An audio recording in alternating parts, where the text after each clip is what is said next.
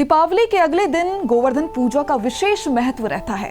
इस दिन भगवान गोवर्धन और गाय बछड़े की उपासना की जाती है। इसे अन्नकूट के नाम से भी जाना जाता है।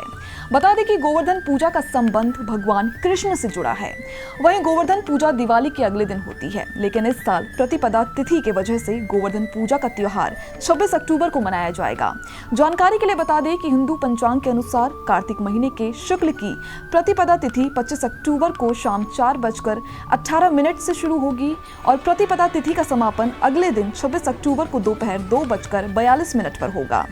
धार्मिक मान्यताओं के अनुसार इस दिन भगवान कृष्ण ने ब्रजवासियों को इंद्र के प्रकोप से बचाने के लिए गोवर्धन पर्वत को अपनी एक उंगली पर उठा लिया था। इंद्र के प्रताप से ब्रज में चारों ओर पानी पानी हो गया था।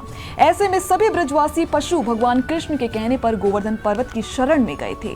गोवर्धनाथ ने 7 दिन तक इनकी रक्षा की। इसके बाद इंद्रदेव का घमंड चूर चूर हो गया। तभी से इस दिन गाय के गोबर से गोवर्धन पर्वतधारी श्री कृष्ण गाय बछड़े की आकृति बनाकर पंचोपचार से पूजन किया जाता है। इसके साथ ही गौ माता की भी उपासना की जाती है। वहीं बात करें गोवर्धन पूजा की विधि की, तो इस दिन घरों में गोवर्धन पर्वत का पूजन किया जाता है। इस दिन गाय के गोबर से गोवर्धन पर्वत बनाया जाता है और उसके आसपास गाय बछड़ी आदि की आकृति बनाई जाती है। इस दिन पशुओं का भी पूजन करने का विधान है।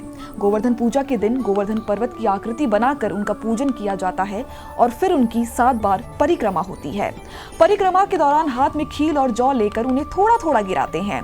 इसके बाद धूप दीप जलाए जाते हैं और भगवान कृष्ण का ध्यान कर उनका आशीर्वाद लिया जाता है।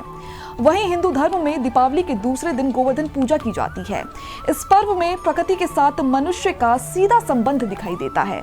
इस पर्व से जुड़ी एक लोक कथा है।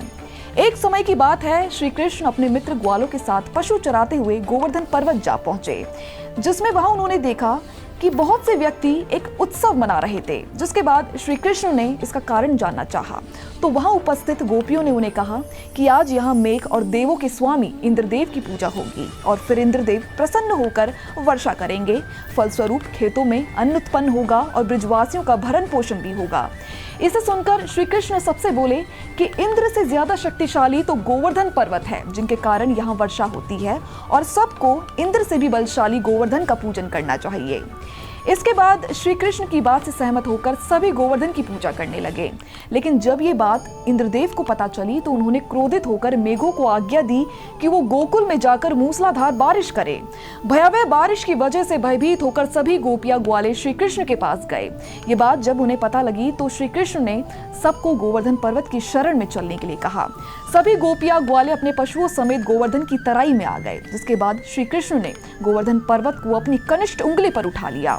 वहीं इसके बाद इंद्रदेव के मेघ 7 दिन तक निरंतर बरसते रहे, लेकिन श्री कृष्ण के सुदर्शन चक्र के प्रभाव से ब्रजवासियों पर जल की एक बूंद भी नहीं पड़ी। यह अद्भुत चमत्कार देख इंद्रदेव असमंजस में पड़ गए। तब ब्रह्मा जी ने उन्हें बताया कि श्री कृष्ण भगवान विष्णु के ही अवतार हैं। ये सत्य जानकर इंद्रदेव श्री कृष्ण से क्षमा याचना करने लगे। श्री कृष्ण ने इंद्रदेव के अहंकार को चूर चूर कर दिया था और आखिर में उन्होंने इंद्रदेव को क्षमा किया और 7वें दिन गोवर्धन पर्वत को भूमि तल पर रखा और ब्रजवासियों से कहा कि अब वो हर साल गोवर्धन पूजा कर अन्नकूट का पर्व मनाए। तभी से ये पर्व प्रचलित है और आज भी पूर्ण श्रद्धा भक्ति से मनाया जाता है। तो फिलहाल इस रिपोर्ट में बस इतना ही। बाकी की खबरों के लिए आप बने रहिए हमारे साथ और देखते रहिए JJN न्यूज़।